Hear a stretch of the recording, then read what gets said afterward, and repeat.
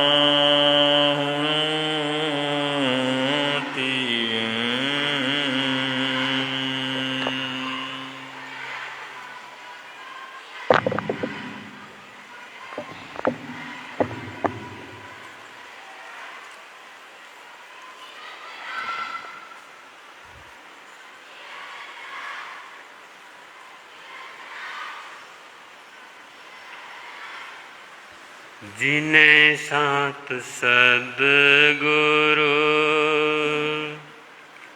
तुम्हारा मिला है, उन्हें साधना में सहारा मिला है। जिन्हें साथ सद्गुरु तुम्हारा मिला है,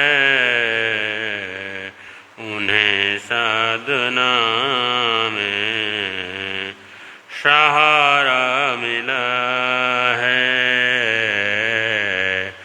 उन्हें साधना में सहारा मिला है।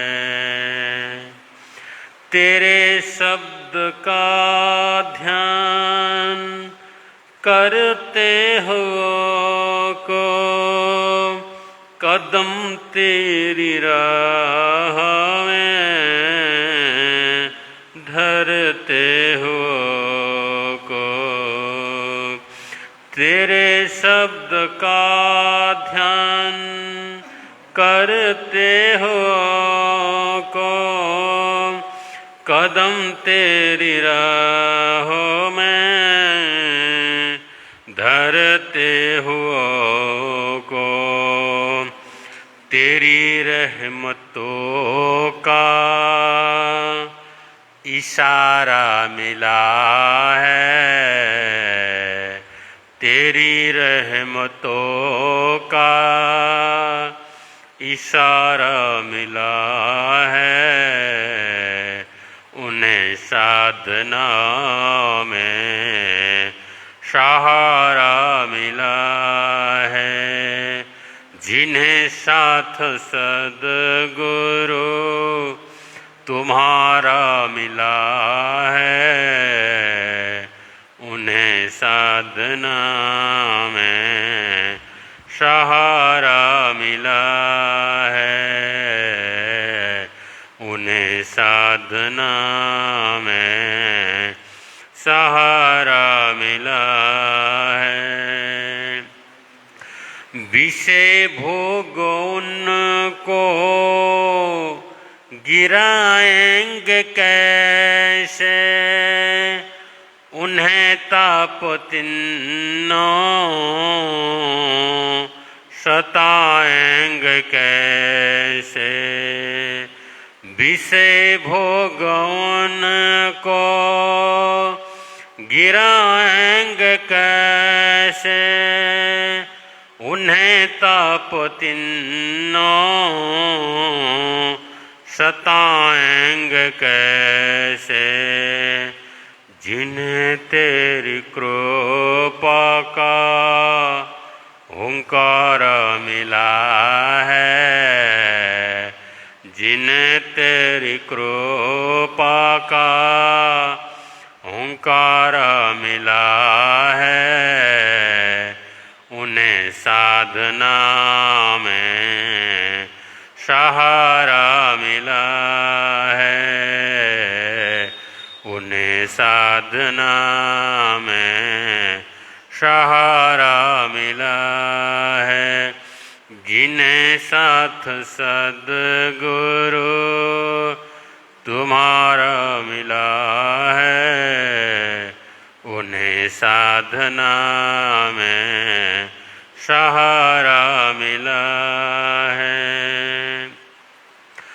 वो जन्नत को खातिर में लगाएंगे क्यों कर, कहीं और सर वो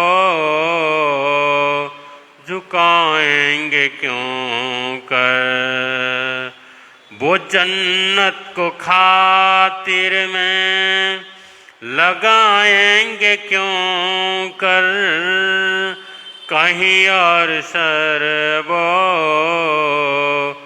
झुकाएंगे क्यों कर, मुड़ मुड़ तेरे दरना आएंगे क्यों कर, मुड़ मुड़ तेरे दरना आएंगे क्यों कर, जिन्हें दीद का शुभ नजारा मिला है, जिन्हें दीद का शुभ नजारा मिला है, जिन्हें साथ सद्गुरु तुम्हारा मिला है, उन्हें साधना में सहारा मिला है, उन्हें साधना में सहारा मिला है। चरण धूलि मस्तक से जिसने लगाई, प्रकट हो गई उसके दिल में खुदाई, चरण धूलि मस्तक से जिसने लगाई, प्रकट हो गई उसके दिल में खुदाई, मिले तेरी सद्गुरु जिन्हें रहनुमाई, पुण्य जन्मों का सारा मिला है। मिली तेरी सद्गुरु जिन्हें रहनुमाई, उन्हें पुण्य जन्मों का सारा मिला है। उन्हें पुण्य जन्मों का सारा मिला है। जिन्हें साथ सद्गुरु तुम्हारा मिला है, उन्हें साधना में सहारा मिला है। उन्हें साधना में सहारा मिला है।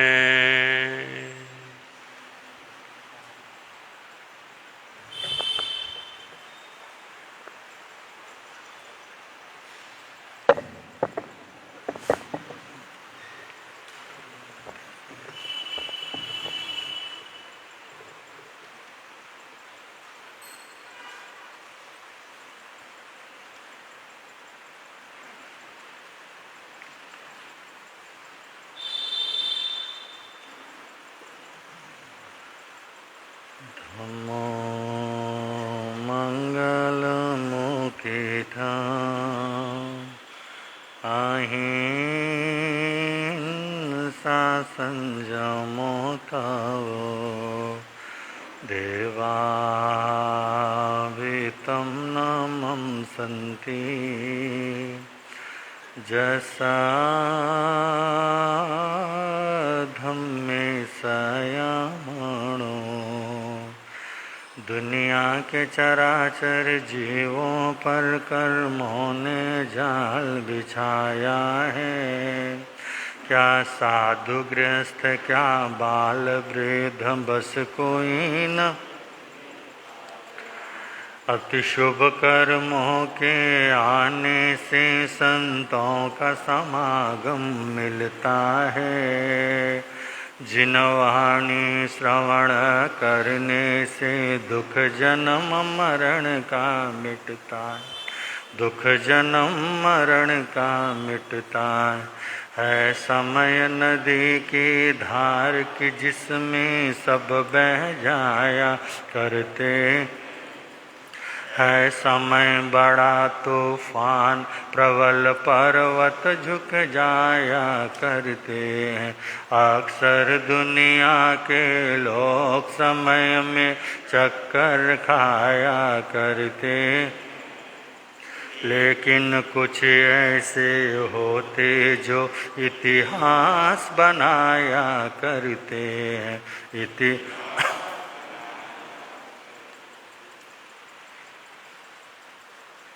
अनंत अनंतोपकारी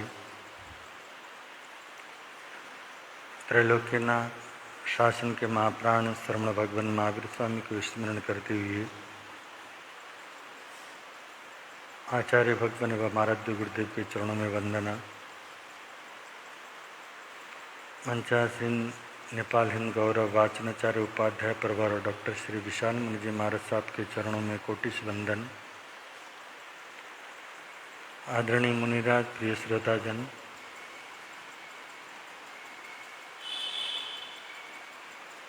वितराग वाणी यहाँ पर हम सब लोग श्रवण कर रहे हैं। इसे जिन वाणी के कुछ बातें आपके समक्ष रखने से पूर्व भगवान के चरणों में हम सब लोग अपनी भावना समर्पित करेंगे। भगवन तेरी आराधना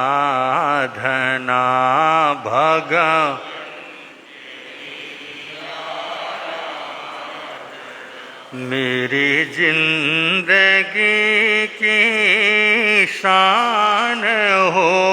मुझे यही वरदान दो, मुझे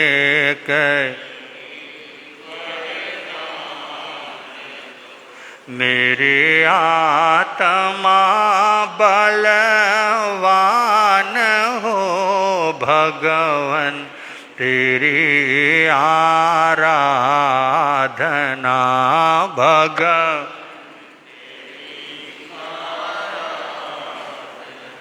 मुझे सुख की कोई परवाह नहीं, दुख में भी निकले आ नहीं।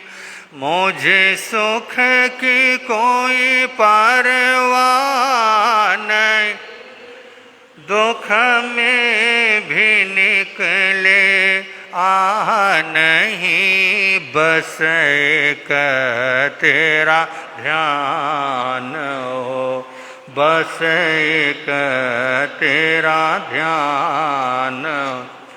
होठों पे तेरा नाम हो भगवन तेरी आराधना भगवन तेरी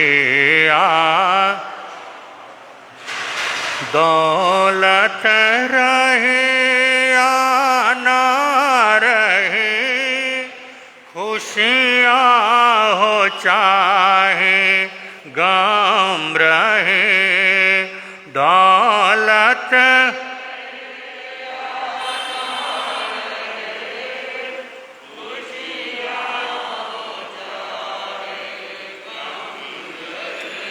चाहे आंधिया तूफान हो, चाहे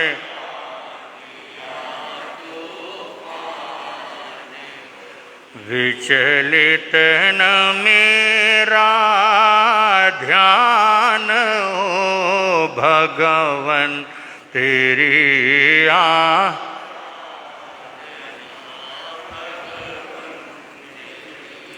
आराधना।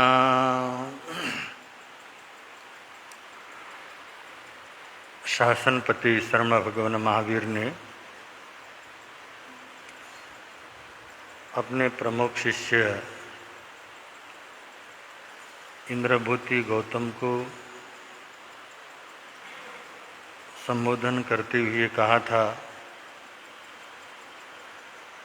कुसग्गे जह ओस बिंदुए थोबम चिट्ठ ही लब्ब माणये। ये मनुष्य का जीवन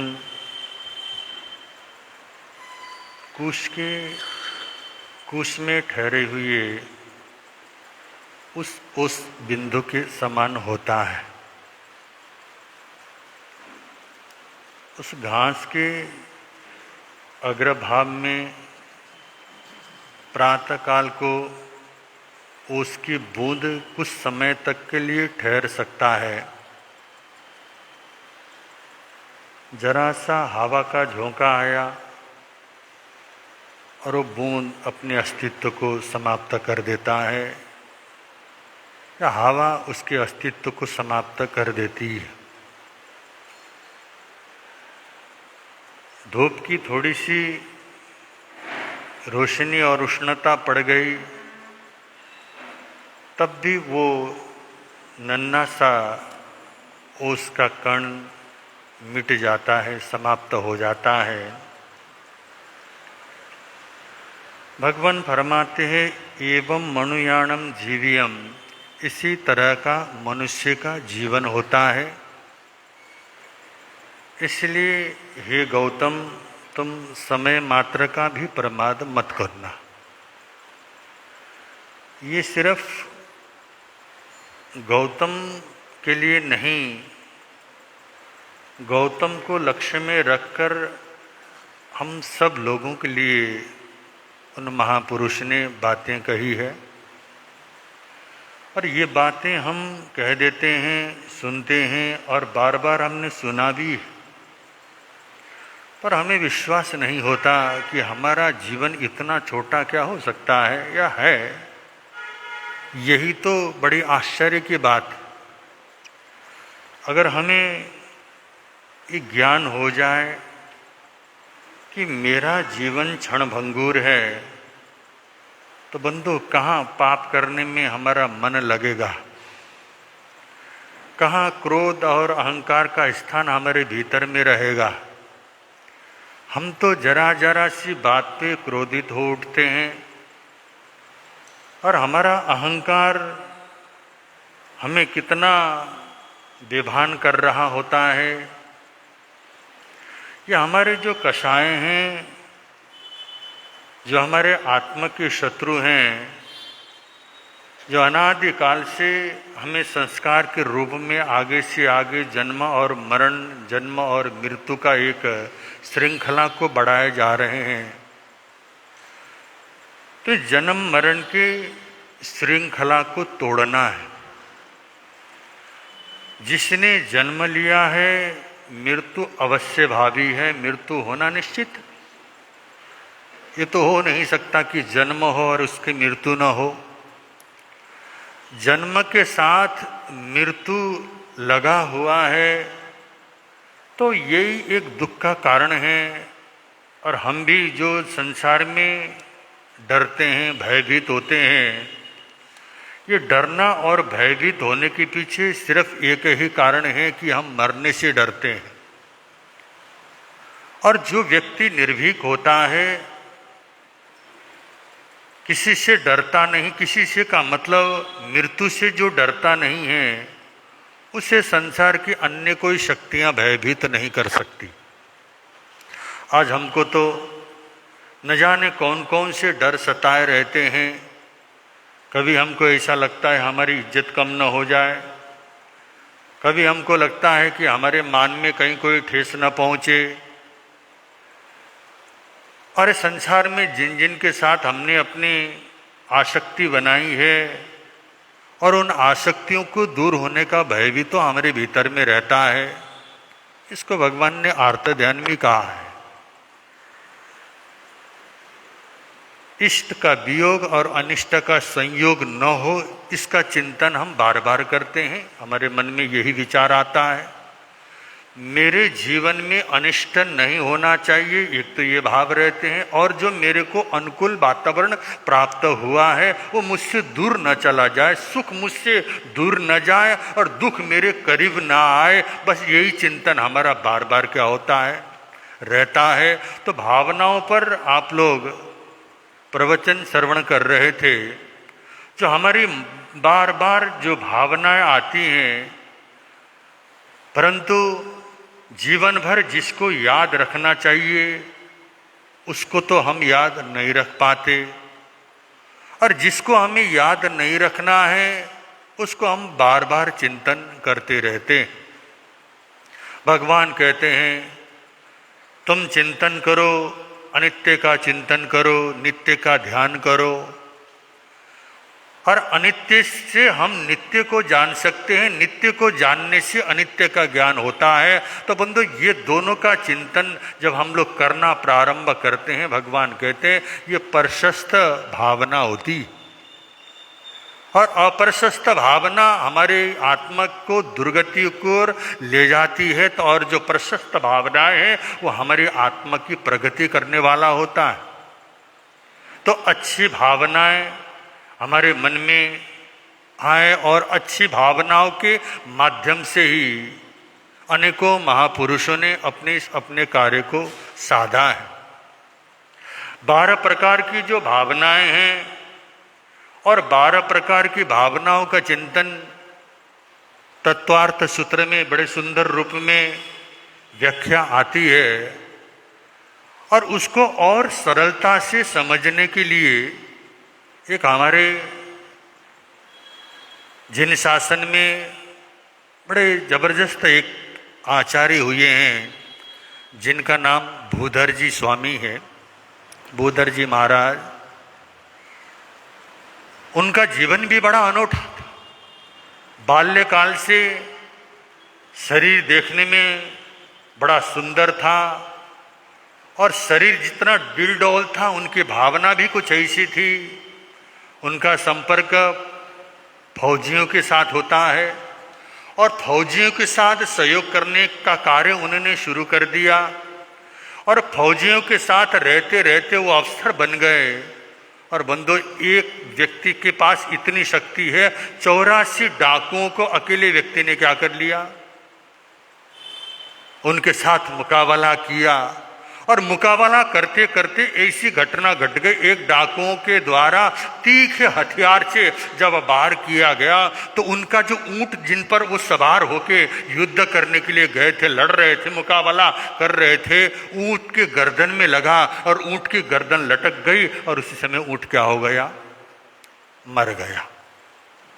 ठीक है, हथियार लगता है, ऐसे हजारों व्यक्ति भी मरते हैं, पशुएं भी मरते हैं, परंतु कभी कभी ऐसी घटनाएं आती हैं, उन घटनाओं को देखते ही हमारे भावनाओं में ऐसा चिंतन और मनन आता है कि मन में वैराग्य का भाव आ जाता है। तो ऐसे ही भूधर जी महाराज के मन में भी भाव आया, अरे कितना क्षणभंगुर जीवन है, जिस ऊंट के साथ मेरा इतना गहरा लगाव था, इतनी आसक्ति थी, आज मेरे देखते देखते एक हथियार आया और उसके गर्दन में लगा और उसके क्या हो गए, प्राणांत तो हो गए। मतलब तुरंत उनकी भावनाओं में परिवर्तन आना शुरू हो गया। लगभग 28 वर्ष की उनकी ये उम्र होगी। मतलब 28 वर्ष की उम्र में वैराग्य के भाव आए और वैसा चिंतन बढ़ते बढ़ते बढ़ते बंधु उन्होंने क्या कर लिया, गुरु के सानिध्य में चले गए। और जिन खोजा तिन पाइया गहरे पानी पेट। मतलब जब हम जिस चीज को ढूंढते हैं, खोजते हैं और उस चीज को हम प्राप्त करके ही रहते हैं, बस हमारे मन में एक बार भाव जाग तो जाए। और उन्होंने अपने गुरुओं के सानिध्य में दीक्षा ली और दीक्षा लेकर के संयम को आगे बढ़ाया। 5-5 उपवास का पालना करना प्रारंभ कर दिया। ऐसा तपस्म घोर तपस्वी के तरह बंधु उन्होंने साधना कर डाली। एक बार वो ध्यान कर रहे थे, नदी के किनारे बैठकर ध्यान मग्न अवस्था में वहां पे एक व्यक्ति आया और व्यक्ति ने उनके शरीर पर वार कर दिया। और वार करने के पीछे ये की कारण था, ये जैन साधु वर्षा में कहीं जाते नहीं, आर पाने के लिए वर्षा में निकलते नहीं, इसलिए इन्होंने वर्षा को बंद करने के लिए एकांत में आकर साधना कर रहे हैं। ये व्यक्ति की अपनी सोच होती है, व्यक्ति क्या होता है, सामने वाला व्यक्ति कैसा है, वो सामने वाला व्यक्ति की घटना उस सामने वाले व्यक्ति से पहले हम क्या कर जाते हैं। कभी कभी सोच तो लो, हम सामने वाले के बारे में जो व्याख्या करते हैं ना, वो सामने वाले व्यक्ति को भी बेचारे को पता नहीं कि वो कैसा है, वो क्या कर रहा है, उसको तो पता नहीं होता। हम क्या कर देते, सामने वाले के मन में ऐसा विचार आया होगा, इसलिए सामने वाले व्यक्ति ने मेरे बारे में ऐसा किया, ऐसा सोचा। ये हमारी अपनी क्या होती है, सोच होती है, यही हमारी अज्ञानता है। उस व्यक्ति के मन में न जाने क्या भाव आए, ये साधु हैं, ये तपस्वी हैं, ये तपस्या करते हैं, तो इनकी तपस्याओं का ऐसा प्रभाव होता है कि बरसात क्या हो जाती है, बंद हो जाती है। अभी खेती का समय आया है और इसको क्या कर दूं, न रहे बांस न बजे बांसुरी। उन्होंने उसके ऊपर क्या कर दिया, हथियार से वार कर दिया और गांव में द्रुत गति से बात फैल गई और उनके औषधि इलाज वगैरह से उनको स्वास्थ्य लाभ की प्राप्ति तो हुई, परंतु मन में जरा सा भी उस व्यक्ति के प्रति न क्रोध है, न उसके प्रति किसी प्रकार का वैर का भाव है, क्योंकि सोचने का भाव बदल गया। यही हमारा जीवन है। जब हम सोचने की दृष्टि को बदल देते हैं, सामने वाला व्यक्ति कैसा होता है इससे तो हमको फर्क नहीं पड़ता, पर हमने अपने आप को अच्छा बना लिया तो हम अच्छे क्या हो गए, अच्छे हो गए, और हमारे लिए सारी दुनिया क्या हो गई, अच्छी हो गई। क्योंकि ये हमारे अपने हाथ में होता है। हम तो कोशिश ये करते हैं कि सामने वाला व्यक्ति क्या हो जाए, अच्छा हो जाए, ऐसा नहीं। जैसे भूधर स्वामी ने भी बंदो ऐसा उनके मन में वैराग्य आया, जो एक एक व्यक्ति को क्या करते थे, बंदो मसल करके रखने की ताकत उनके शरीर में थी। पर आज भाव बदल गए तो मन में किसी प्रकार की ईर्ष्या नहीं है, कोई क्रोध नहीं है। उन्होंने क्षमा कर दिया। उन्होंने कहा कि किसी जन्म में इसके साथ मैंने कोई न कोई ऐसा कर्म किया होगा, उसका फल आज मुझे भोगने को मिल रहा है। और बंधु ये चिंतन क्या है, बदलता है तो हमारे भाव ही हमें क्या करते हैं, आत्मा की प्रगति करवाते हैं। तो हमारे भाव ही हमारी आत्मा की दुर्गति करवाते हैं। तो ऐसे ही बंधु जो 12 प्रकार की भावनाओं की रचना कभी भूधर ने की है, उन 12 प्रकार की भावनाओं में आप सब लोगों को पता ही है। पहली भावना कौन सी है, राजा राणा छत्रपति हाथिन के असबार, राजा राणा छत्रपति हाथिन के असबार, मरना सबको एक दिन अपनी अपनी बार, ओ बंधु अपनी अपनी बार। कितनी अच्छी बात कही।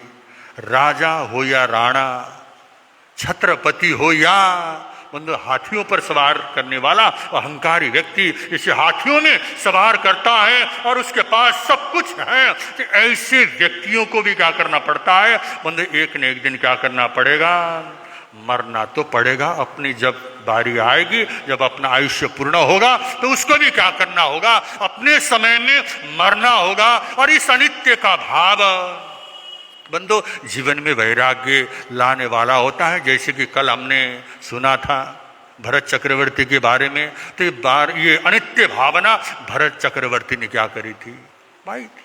बंधु श्रृंगार के लिए जब अपने श्रृंगार कक्ष में जाते हैं, और श्रृंगार कक्ष में जाकर के एक तो चक्रवर्ती है, शारीरिक रूप में उनकी सौंदर्यता का कोई वर्णन नहीं कर सकते। एक बार उनके शरीर को देखो तो देखने वाला देखता ही रह जाए, इतना सुंदर शरीर उनके पास था। और उस शरीर में फिर ऊपर से आभूषणों से जब सजाया जाता था तो बंधु उनका रूप कितना सुंदर होता होगा। और बंधु उनके शरीर में धारण किए जाने वाले जो आभूषण हैं, वो आभूषण भी एक दूसरे से क्या कर रहे हैं, मुकाबला कर रहे हैं कि हम इससे ज्यादा सौंदर्यता प्रदान करें। चक्रवर्ती के पास जो संपदा है होती है बंधु, संसार में किसी व्यक्ति के पास वो संपदा नहीं होती। ऐसे संपदाओं का मालिक और ऐसे आभूषणों से सजकर इस शरीर को सजाने वाले भरत चक्रवर्ती जब जाकर के बंधु शीशे के सामने खड़े होते हैं और शीशे के सामने देखते हैं,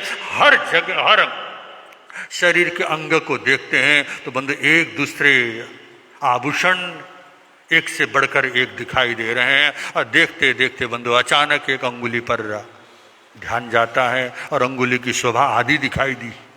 जितना सुंदर होना चाहिए उससे आधी सौंदर्यता को देखते ही भावना बदल जाती है। ये छोटी सी बात होती है, बातें बहुत बड़ी नहीं होती है। हमको ऐसा लगता है कि बहुत अधिक सुनने से पढ़ने से हमें ज्ञान आएगा, नहीं बंधु, हमको मन में एक श्रद्धा हो कि मुझे जानना है, मन में जिज्ञासा हो और जानने की जब भावना और उत्कंठा हो तो बंधु कहीं भी हमें ज्ञान मिल सकता। बस जरा सा निमित्त मिल गया। कौन सा निमित्त? कि उनकी अंगुली में अंगूठी न होने के कारण अंगुली की शोभा आधी रह गई थी। तब उन्होंने सोचना शुरू किया, क्या इस शरीर की जो सुंदरता है इन आभूषणों के कारण है। उन्होंने एक एक आभूषणों को उतारना शुरू कर दिया। तो आभूषण नहीं, उनके अंदर से कसाय क्या कर रहे थे, चिंतन की उस भावधारा में ऐसे बहते चले गए। बहते बहते संपूर्ण शरीर से उन्होंने आभूषणों को निकाल दिया। बिल्कुल नग्न अवस्था, दिगंबर अवस्था में पहुंचते पहुंचते केवल ज्ञान हो जाता। ये अवस्था होती। पहुंच गए बंधु, चिंतन की धारा इतनी गहरी बंधु हो जाती है कि उनको केवल ज्ञान और केवल दर्शन की प्राप्ति होती है। तो ये संसार में सारी चीजें अनित्य हैं और आज है कल नहीं रहेंगी। आज हमारे जीवन में सुख है तो ये मत समझना ये सुख मेरा क्या है, शाश्वत है। ये भी क्या है, नश्वर है, अनित्य है। तो बंधु जब सुख अनित्य है ऐसा हम सोच सकते हैं तो हमारे जीवन का दुख भी तो क्या है, शाश्वत नहीं है, वो भी तो अनित्य है। आज है कल मुझे इस सुख, यही दुख सुख में बदलेगा, ऐसा विश्वास हो तो ऐसे अनित्य भावनाओं का वर्णन आपके समक्ष चलेगा और उसको आगे प्रवचन में विषय के अनुसार आपको आगे सुनाने का प्रयत्न करेंगे। इसी तरह श्रेणिक चरित्र चल रहा है। श्रेणिक चरित्र को थोड़ा सा और आगे बढ़ा रहे हैं। श्रोता सुन लो ध्यान लगाकर, श्रेणिक चारित्र सुनाते हैं। हैं श्रोता,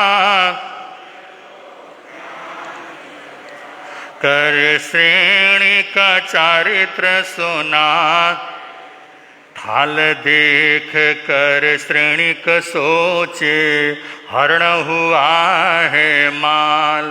कहे दासी से भीतर कह दो, बात एक तत्काल, श्रोता सुन लो। कर श्रेणी का चारित्र सो,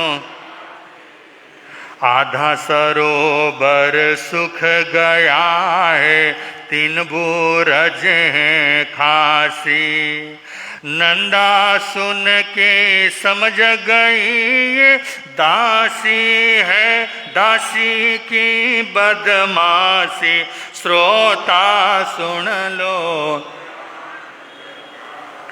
श्रेणी का चारित्र सुनाते हैं, भाणा पूरा फिर भिजवाया, श्रेणी के किया आहार। कुंवर के अब माता पिता में छाया हर्ष अपार, श्रोता सुन लो। श्रेणी का चारित्र सुनाते हैं। तो बंधु, जीवन में जब हम किसी घटना को देखते हैं, जानते हैं, पढ़ते हैं, सुनते हैं, तो बड़ी गहराई से अगर उस घटना पर सोचा जाए, चिंतन किया जाए, तो निश्चित रूप में उन्हीं में से, उसी में से हम बहुत कुछ सार निकाल सकते हैं। अगर हमारा दिमाग उधर चलता ही नहीं, वैसे तो हमारा मन लगता ही है कि कहीं कुछ करने की ज़रूरत ही नहीं है। आज तो हम लोगों को ऐसा लगता है स्वाध्याय करना भी कोई आवश्यक नहीं है, और न स्वाध्याय का आवश्यकता हम इसलिए नहीं समझते क्योंकि आज सब कुछ आपको गूगल प्रस्तुत करता है। जो भी चीज़ चाहिए बटन दबाओ, 1 मिनट में वो गूगल क्या कर देता है, आपके सामने परोस देता है। गूगल में कौन सी ऐसी चीज़ है जो उसके अंदर क्या है, नहीं। हर ज्ञान उसके अंदर है, सिर्फ एक ही ज्ञान तो वो दे नहीं सकता।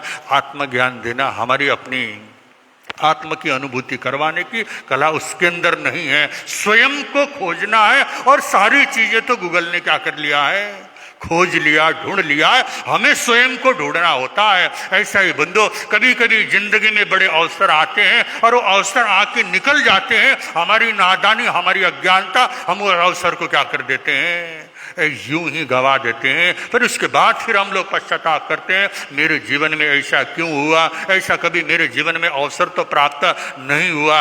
ये जिंदगी सबको समान रूप में मिलती है, किसी को 25 घंटे का दिन तो मिला नहीं है। इसी 24 घंटे में ही जिंदगी में न जाने कितना सुख खोज लेते हैं ज्ञानी पुरुष, और हम लोग 24 घंटा रो रो करके क्या करते हैं, जिंदगी गुजार लेते हैं। तो ज्ञानी पुरुष ने कहा, जिंदगी का ये सफर है, ये जिंदगी के सफर की तुम, इन जिंदगी के सफर को तुम हंस के काटो या रो के काटो। काटना तो क्या पड़ेगा, यात्रा तो करनी पड़ेगी। हंस के काटोगे तो ये सरल होगा, रो के काटोगे तो कठिन होगा। भाई इतना ही क्या होता है, इसमें अंतर होता है। कुछ ऐसा ही हुआ। और बंधु, जिस व्यक्ति को इंद्रदत्त व्यापारी पागल समझता था और उसके साथ चलना उसको मंजूर नहीं था, इस पागल ने कहीं ना कहीं मुझे ले जा करके फंसवाना है, फंसा देगा, ऐसा सोचकर उससे दूर होने की कोशिश की। परंतु आज उसके घर में वो मेहमान बन करके आया है, और मेहमान बन के आया है, और उनकी बेटी नंदा जिस तरह का व्यवहार उसके साथ कर रही, जैसी परीक्षाएं वो ले रही है। और बंधु, इंद्रदत्त व्यापारी को न उसकी बेटी के उस परीक्षा के बारे में कुछ समझ आ रही है, न श्रेणिक के द्वारा दिए गए उन प्रश्नों का उत्तर ही उनको समझ में आता है। परंतु ऐसी ऐसी बातें वहाँ हो जाती हैं। और होने के बाद, और आप लोग ने कल सुना ही था, जब भोजन परोसा गया, थाली में 4 लड्डू थे, उसमें से दासी ने 1 लड्डू निकाला, और निकालने में कोई दुर्भावना नहीं थी। उन्होंने कहा, मेहमान है, कहाँ 4-4 लड्डू खाएगा, चलिए 1 लड्डू अपन क्या कर लेते, लाभ लेते, ले लिया होगा। ऐसा उसने लिया। तो कहानी ऐसी बन गई कि राजा उस राजकुमार श्रेणिक को लगा कि 3 लड्डू का परोसने का कोई गणित नहीं बनता, तो 2 होने चाहिए या 4 होने चाहिए। तो उन्होंने दासी के हाथ ही थाली को भिजवाया और उन्होंने कहा मालिकन को जाके कह दो रास्ते में ही सरोवर क्या हो गया है, आधा सूख गया है, ऐसी सूचना दे दो। और जब ये सूचना मिलते ही नंदा को अब दासी की बदमाशी का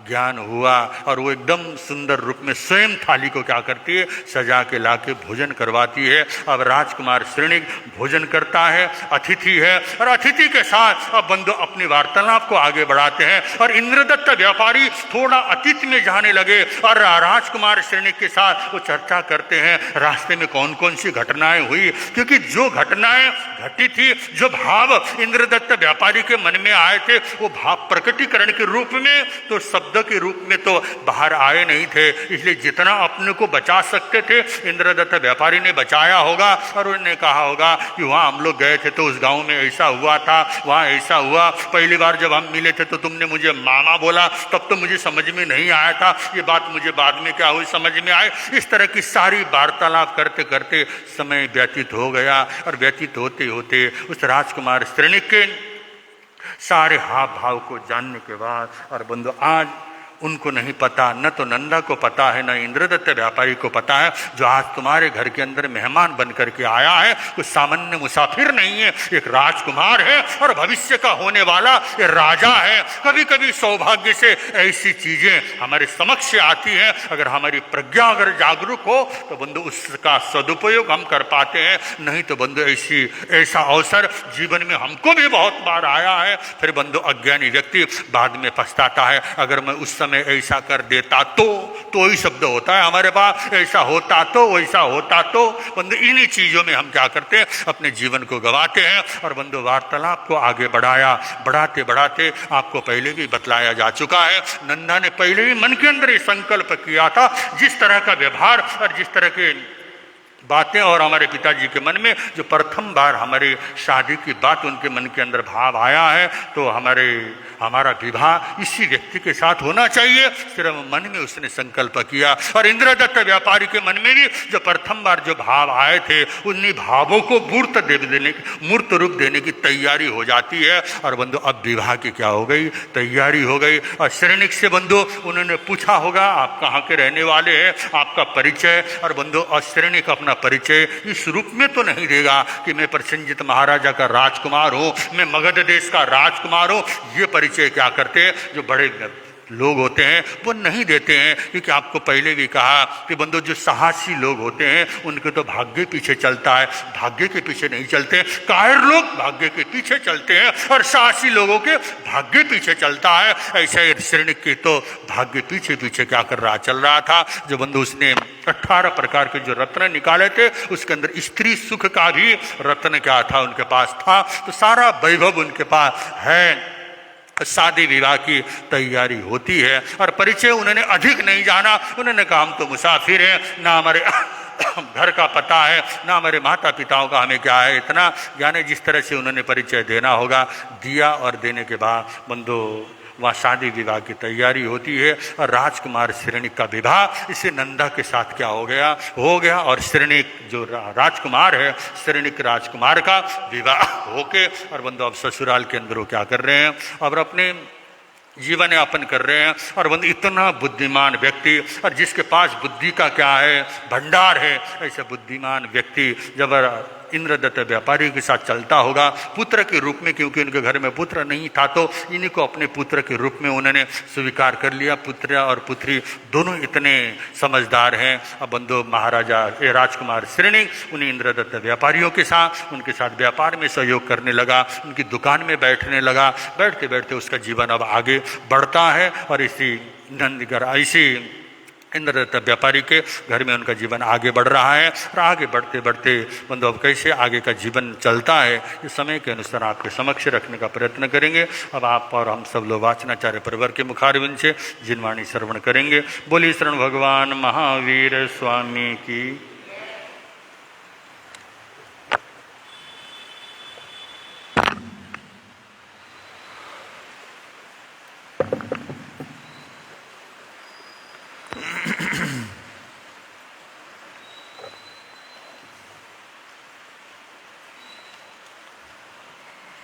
उठ जाग मेरे चैतन्य प्रभु, तू अजर अमर अविनाशी है। उठ जाग मेरे चैतन्य प्रभु, तू अजर अमर मरण से क्या घबराना, तू शाश्वत घर का वासी है। मरण से क्या घबराना, तू शाश्वत घर का वासी है। उठ जाग मेरे चैतन्य प्रभु, तू अजर अमर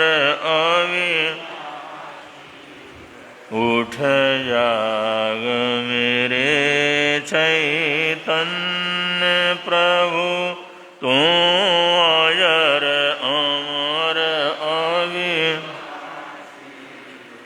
मरण से क्या घबराना, तू शाश्वत घर का वासी है। मरण से भी क्या घबराना, तू शाश्वत घर का वासी है। उठ जाग मेरे चैतन्य प्रभु, तू अजर अमर इसी बात को जीवन में सार्थक करने के लिए चरण करणानुयोग के माध्यम से तपाचार का विवेचन आप लोगों के समक्ष चल रहा है। तपश्चर्या की आराधना, तपश्चर्या की साधना, तपश्चर्या का अभ्यास, ये आत्मा को परमात्मा के रूप में गढ़ने के लिए होता है। क्योंकि जो भी अनादि काल से आत्मा के साथ अनात्म तत्व का संबंध है, उसमें कर्मों के रूप में, संस्कारों के रूप में, भाग्य के रूप में, कर्म बंधन के रूप में, अज्ञान और मिथ्यात्व के रूप में, इन सभी को निर्जरित करने का, इन सभी कल्मशों को धोने का अभ्यास है, जिसको तपश्चर्या बोला जाता है। तपश्चर्या का मतलब निर्जरा करना, निर्जरा का मतलब अलग करना। अलग किससे करना? हमारी विशुद्ध चेतना से अशुद्ध जो है शक्तियां हैं, अशुद्ध ऊर्जाएं हैं, कर्म ऊर्जाएं हैं, उन कर्मों को जो है अलग करना, संस्कारों को अलग करना, उन सारे पुराने आदतों को समाप्त करना जो जन्मों जन्मों के अभ्यास से हमारे जीवन में आदत बने हुए हैं। और इसी जीवन का कोई आदत है तो उसको भी तोड़ना कितना कठिन काम होता है। लोग मजबूर हो जाते हैं, गुरुदेव पहले अगर कोई बतलाता, मैं शुरू ही नहीं करता तो बहुत अच्छा था, अब तो छोड़ा नहीं जाता, अब तो इसके बिना रह नहीं सकते, इसके बिना नींद नहीं आती, चैन नहीं पड़ता, कोई काम नहीं होता। छोटी छोटी जो आदतें इसी जीवन में शुरू हुई है।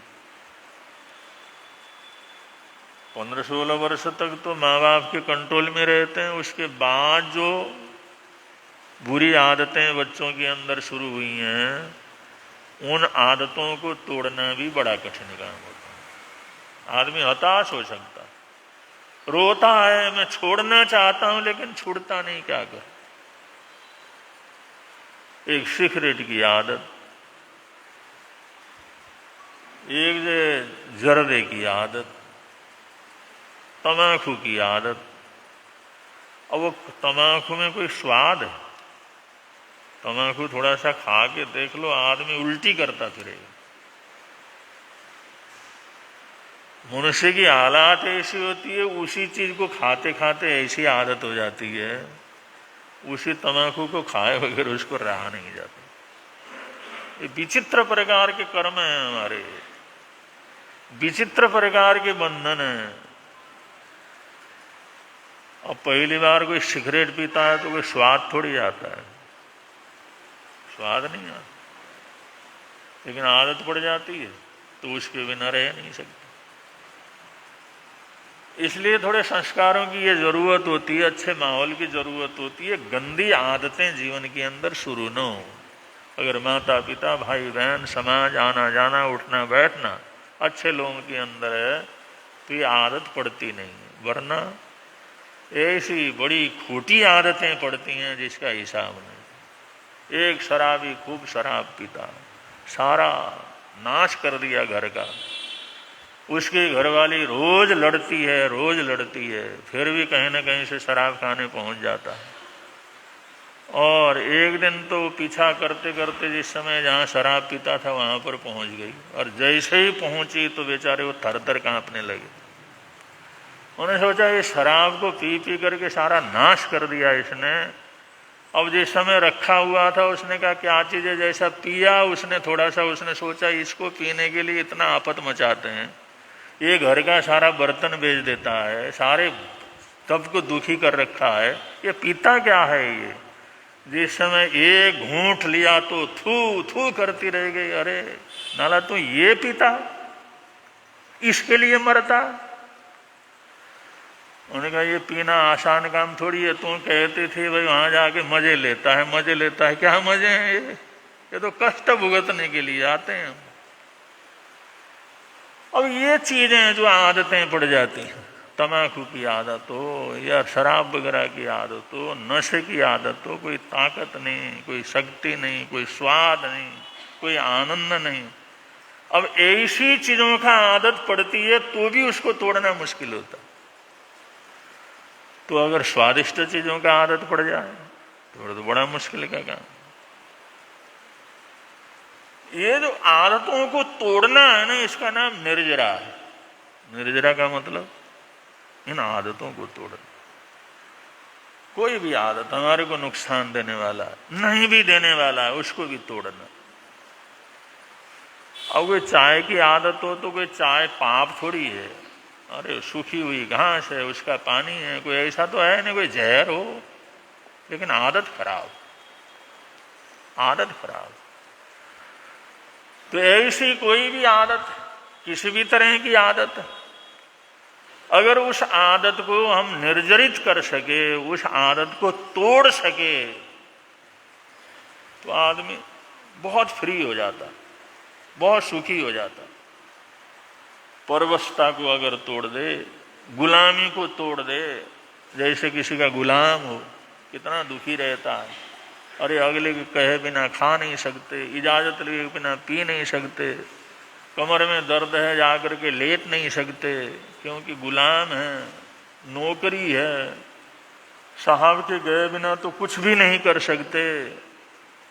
उस दिन आदमी परेशान हो जाता है, दुखी हो जाता है। अगर वो गुलामी अगर उसका हट जाए, मालिक हो जाए, तो जब मर्जी जाओ, जब मर्जी आओ, जो मर्जी खाओ, तो स्वतंत्रता बहुत बड़ी चीज है।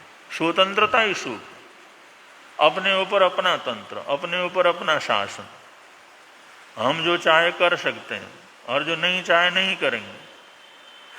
ऐसे स्वतंत्रता के लिए तो दुनिया के अंदर कितने युद्ध होते हैं, कितने लड़ाई झगड़े होते हैं। इजराइल वाले आज जो इतनी बड़ी ताकत है, लेकिन जूश लोग, इजराइल के लोग, उनके पास जमीन नहीं थी। जमीन के लिए ये लोग 200-300 वर्ष तक लड़ते रहे दुनिया में कि जमीन का टुकड़ा हमारे को मिले। और वो जमीन भी क्या मिली है, जो समुद्र का किनारा है, दलदल है, वो दलदल की जमीन मिली, जिसके अंदर मिट्टी भर भरा करके उन्होंने अपना राज्य बनाया। धरती का कितना महत्व होता है। जिसके पास धरती है, और वरना बिखरे हुए थे, दुनिया भर के अंदर बिखरे हुए थे। और उस समय ये लोग, जब इनकी जमीन नहीं थी तो भारत के अंदर भी लाखों की तादाद में ये लोग थे, और भारत ने उसको बड़ा संरक्षण दिया था, सहारा दिया था। तो अब भी वो लोग भारत को माता की तरह मानते हैं। भारत तो हमारी माँ है। हम जो भारत के अंदर रहे तो वहाँ पर हमारे को वात्सल्य मिला, हमारे को अपनापन मिला। आज इजराइल भारत का बड़ा इज्जत करता है। वो कहता भारत माता है वो हमारी, कि हमारे को जब सहारा ही नहीं था तब हमारे को बहुत बड़ी संख्या में हम भारत के अंदर रहे, और इतना प्रेम मिला, प्यार मिला, अपनापन मिला, जैसे घर के अंदर माँ का मिलता है। अब भी वो लोग याद करते हैं। और जिस समय इजराइल इनका हुआ तब ये दुनिया भर के अंदर जितने भी लोग थे वो सब वहाँ जा कर के रह गए, वहाँ जा कर के बसे। अब ये हमारा अपना देश है, अब इसके लिए हमने कुछ न करना है, यहीं से हमने अपना निर्माण करना है। हमने दुनिया से कुछ नहीं लेना है, हमने अपनी चीज अपनी धरती के अंदर पैदा करनी है। चाहे घास खा करके जिएंगे, लेकिन अपनी धरती का घास खा करके जिएंगे, अपनी धरती का पानी पी के जिएंगे, अपनी धरती में ही बनाई हुई चीजों का प्रयोग करेंगे। कोई कपड़ा करेंगे तो अपनी धरती में अपने हाथों से बनाई हुई चीजों का प्रयोग करेंगे। इस तरह की एक मातृ भक्ति उनकी जागी, जिस समय उनको पूरी दुनिया से उस समय के जो है उनको ये जगह मिली, ये जगह तुम अपने बना रहे ले लो। फिर उसके बाद भी लड़ाई झगड़े होते रहे, उसके बाद भी लड़ाई झगड़े होते रहे, किसी तरह से उसकी सुरक्षा की। आज अपने पक्के दुश्मनों के बीच में घिरा हुआ है, लेकिन सारे दुश्मनों को किसी को सिर उठाने नहीं देता। जमीन का कितना महत्व होता, धरती का कितना महत्व होता। जिस कौम के पास धरती न हो वो खाना बदोश हो जाता। दूसरे देशों के अंदर कोई घुसने दे तो ना दे, और जे दे दिया, और कभी मौका लगा, कभी चांस लगा, जरूरत न पड़ दिया तो निकाल दिया। तो अपनी धरती होती, तो अपना स्वभाव होता, अपना मालिकाना हक, अपना मालिकाना हक होता है। अपने जीवन के ऊपर अपना हक होना ये बहुत बड़ी उपलब्धि है। यही तो स्वामित्व है, यही तो जीवन की श्रेष्ठता है, यही तो धार्मिक महत्व है, साधना का महत्व है। वो अपना मालिक है। तो अपना मालिक होने के लिए अपने जीवन की बुरी आदतों को तोड़ना बहुत जरूरी है।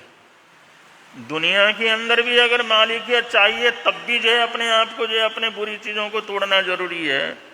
तो आध्यात्म जीवन के अंदर अपने जीवन का मालिक होने के लिए उन संस्कारों को तोड़ने की जरूरत है जो जन्मों जन्मों से आदत के रूप में रहे हुए। इसी का नाम तप है। और तप क्या है?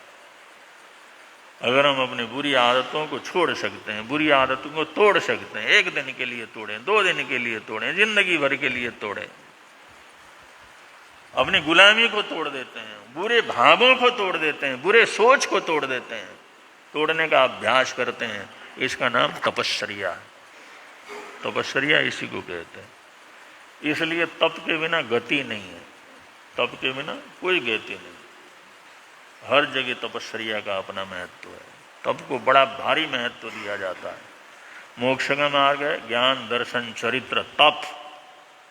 आखिर के अंदर तो तप है।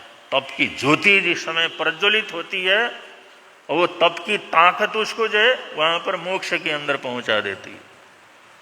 जैसे चंद्रयान छोड़ा ना हमारे ईश्वरों ने, चंद्रयान को छोड़ा तो उसके पीछे जो है उसने रॉकेट लगवाए, उसके अंदर ताकत लगवाई, जिससे उस यान को चंद्रमा तक 4 लाख मील की दूरी वहां तक पहुंचाया जा सके।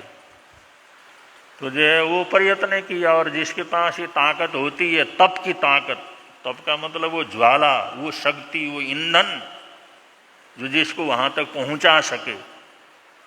अब जिसके पास जितना ज़्यादा ईंधन होगा, जिसके पास ताकत होगी, वही तो जल्दी वहां पर पहुंचेगा। और हमारे देश ने जो है, हमारे देश के वैज्ञानिकों ने मेहनत करके चंद्रयान 3 को यहाँ से छोड़ा और ये प्रचार प्रसार हुआ कि चंद्रमा के दक्षिणी छोर में हम लैंड करेंगे और दुनिया के अंदर हम पहला देश होगा जो चंद्रमा के दक्षिणी पोल के ऊपर लैंड करेगा।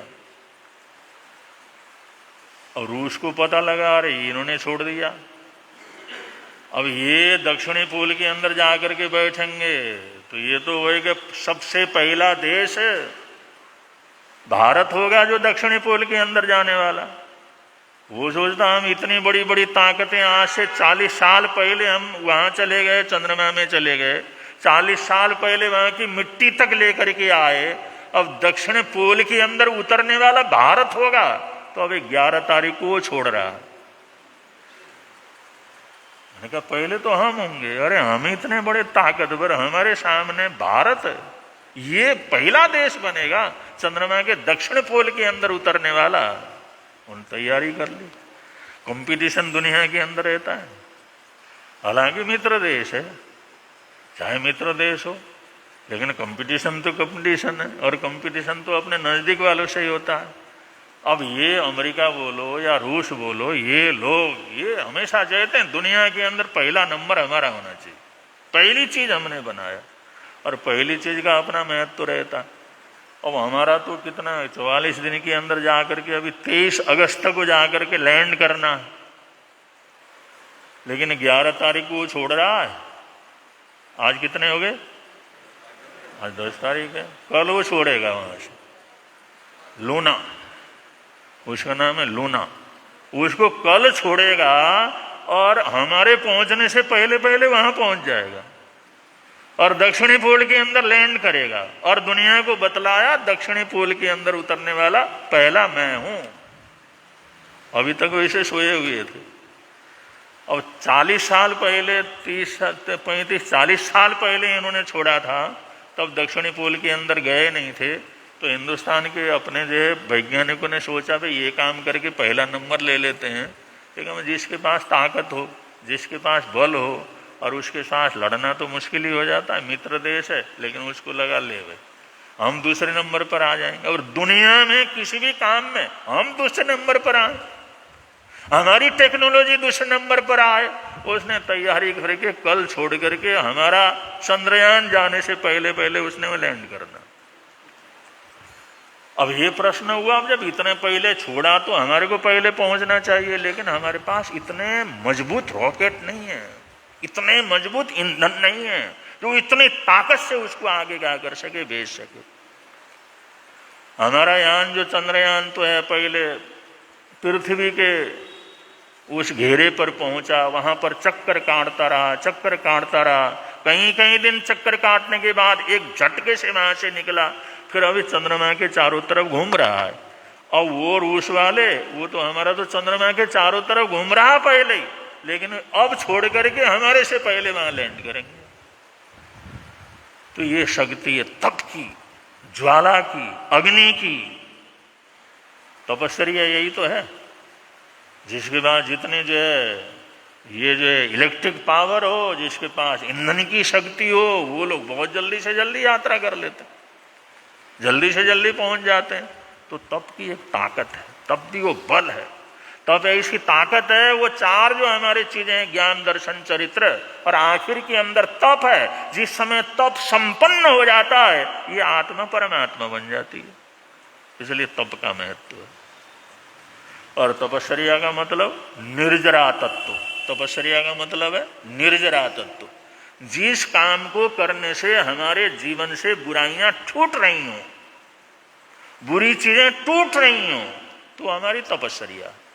अगर उसमें बुरी जो नहीं टूट रही है तो वो तपस्या नहीं, फिर पुण्य के अंतर्गत आता है, फिर वो पुण्य के अंतर्गत आता है। वो तप जो होता है, वो जो तोड़ने वाली चीज है, वो तपस्या निर्जरा करने वाली चीज है, वो नहीं रह जाती फिर। इसलिए अगर जो तप करते करते अभिमान आ जाता है तो हमारा तप नहीं रहा। तपस्या करते करते अगर हमारा लोभ पैदा हुआ तो ये समझ लो फिर तप नहीं रहा। अगर जो तपस्या करते करते हमारे में मायाचारी अगर जीवन के अंदर आ गई तो वो तपस्या नहीं रहा, क्योंकि उसने तोड़ा नहीं, उसने जोड़ा। जोड़ने वाला तप नहीं है, तप तो तोड़ने वाला है।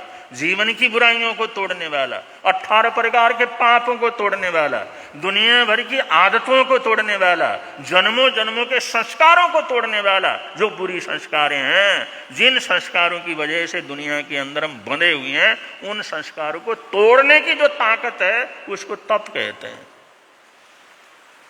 अगर वो तोड़ता नहीं है, किसी न किसी से जोड़ता है, मैंने तपस्या किया तो मेरे को ये मिले, मैंने तपस्या किया तो मेरा ये हो, मैंने तपस्या किया तो मेरा ये चीज़ मिले, तो इस तरह से मिलने की बात अगर आती है तो निर्जरा वहाँ पर ख़त्म हो जाती। इसलिए बहुत से तपस्या करने वाले ये करते हैं, भाई हमने किसी का मान सम्मान नहीं लेना, हमने किसी का कोई जो है उपहार दे तो नहीं लेना, कोई लेन देन हमने नहीं करना, हम कोई तो को बोलते नहीं, कहते नहीं, हमने किसी को बोलना ही नहीं। कहाँ बोलना, अपने लिए कर रहे हैं तो दुनिया के लिए थोड़ी कर रहे हैं, गुप्त रूप से करेंगे, आराम से करेंगे। और फिर परिवार वालों को होता है, अरे पहली बार 28 होगी, हम कुछ नहीं करेंगे, हमारे पास इतना पैसा है, अगर हमने कुछ नहीं किया तो दुनिया थू थू करेगी, अरे तुम्हारी तो नाक कटेगी, हमारी नाक कटेगी। और वो परिवार के नाक कटवाने के लिए, उसके नाक बनाए रखने के लिए तपस्वियों को अपने तपस्या की कुर्बानी देनी पड़ती। तपस्वियों को अगला था, भाई आप जो है मेरा कुछ नहीं करना, कोई लेन देन नहीं करना, कोई फंक्शन नहीं करना, कोई आयोजन नहीं करना, कोई ऐसा जो है कुछ करना नहीं। लेकिन तो परिवार वाले कहते कैसे हो सकता, अरे इतने सालों के बाद घर में 28 हुई, हम कहते खूब करेंगे, खूब नाचेंगे कूदेंगे, खूब खिलाएंगे पिलाएंगे, खूब खर्च करेंगे, समाज में रहते हैं, कोई जंगल में थोड़ी रहते हैं। तपस्वी होता जो करना हो कर लो भाई, अब हम क्या कर सकते हैं।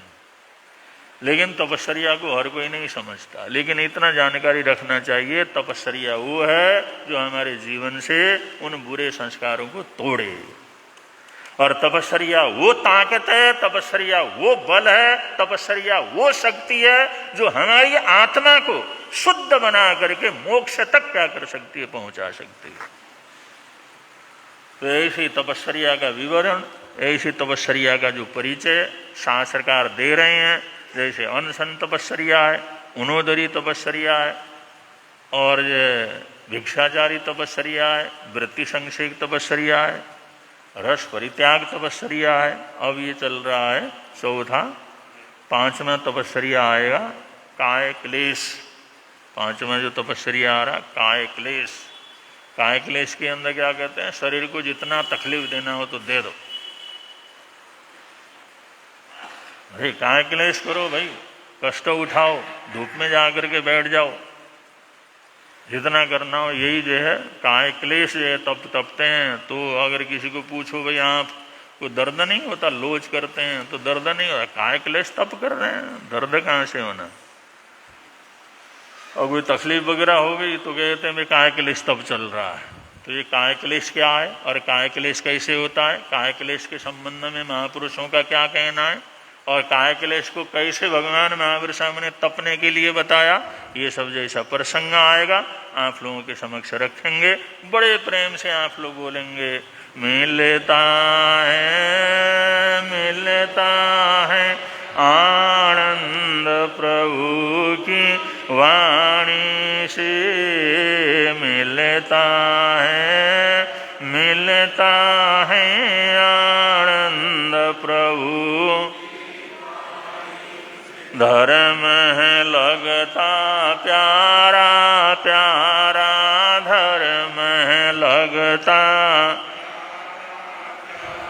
पापों की वह बहती धारा, पापों की वह बहती हो जाती है बंद प्रभु की वाणी से, हो जाती है बंद प्रभु की वाणी से। मिलता है आनंद प्रभु की वाणी से, मिलता है आनंद प्रभु। कल सुखे समाधि बड़े अच्छे वातावरण में, बड़े सुंदर वातावरण में जैन नगर के बीच में डायलिसिस सेंटर प्रारंभ हो गया है। और इतना बड़ा प्रोजेक्ट और डायलिसिस सेंटर गरीबों के ज़रूरतमंदों के हित के लिए, अपने सादरवी भाई बहनों की सेवा के लिए, कोई डायलिसिस वगैरह नहीं करवा सकता है तो उसको कम से कम चार्ज में उनको डायलिसिस का लाभ मिले, उस भावना से हमारे कुछ श्रावकों ने मिलकर के जो संगठन बनाया था, सेवा की भावना पैदा की थी। और आशीष मुनि जी महाराज साहब का प्रेरणा थी, भाई कुछ न कुछ करो, तुम कर सकते हो, प्रभु कृपा से तुम्हारे पास सोचने की ताकत है, 2 पैसे प्रभु कृपा से मिले हैं तो कुछ न कुछ करना चाहिए। तो डायलिसिस सेंटर कल सुखे समाधे बहुत अच्छे वातावरण के अंदर प्रारंभ हुआ है। ये हम सबके लिए, आप सबके लिए बड़ी खुशी और प्रसन्नता का विषय है। और उसमें जो है ज़्यादा से ज़्यादा उसमें सहयोगी बन कर के आगे बढ़ना। जब जब भी कभी मौका लगे, चांस लगे, तो ऐसे सेवा में, चाहे हॉस्पिटल का हो, चाहे डायलिसिस सेंटर का हो, कि सहयोग से ही चलते हैं। शांति लोग हॉस्पिटल चल रहा है तो भी सहयोग से ही चलता है, उसमें और कोई आमदनी का दूसरा जरिया तो है नहीं। इसलिए ज़रूर इन संस्थाओं को भी सहयोग देने का प्रयत्न करना चाहिए। चातुर्मास कल्प चल रहा है और समाज भरपूर जो है आए गए की सेवा, आतिथ्य सेवा, सब कामों के अंदर लगे हुए हैं। और आने वाले 20 तारीख से लेकर के 23 तारीख तक चतुर्दिवसीय स्वामी